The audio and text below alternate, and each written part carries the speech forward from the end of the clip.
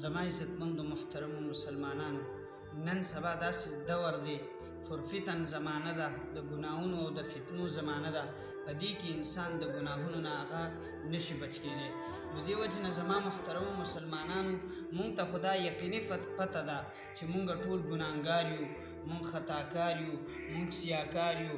د حسد بیماري په مونږ کې شته، د تکبر بیماري په مونږ کې شته، د بغض بیماري په مونږ کې شته.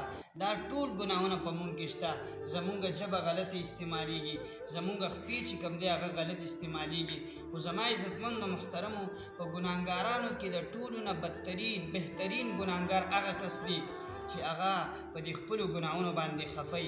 حضرت عایشې رضی الله تعالی عنها د نبی کریم صلی الله علیه وسلم نه تپوس کو، ای د الله رسوله، ستا په امت کې داسې خلک شته ایدخل من امتی کالجنة بغیر حساب؟ ستا په امت کې داسې خلک شته چې هغه بغیر د حساب او د کتاب جنت کې داخل شي؟ نبی علیہ السلام فرمایل او قال نعم، بالکل زما په امت کې داسې خلک شته چې هغه به بغیر د جنت د بغیر حساب او کتاب جنت کې داخليږي. عائشہ رضی الله تعالی عنها ته تپوس کو، هغه کم خلک دي؟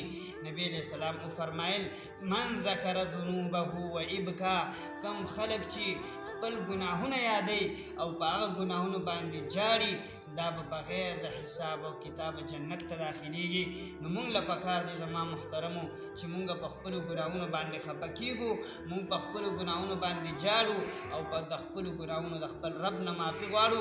الله جل شانه د انسان سره د اویاو میندو نه زیاته مینه کوي او الله پاک ارحم الراحمین دی چې کله مونږ او تاسو په خپلو ګناهونو باندې جړا شروع کړه، خفګان هم شروع کړو، خامخا به الله پاک مونږ او تاسو ته معافي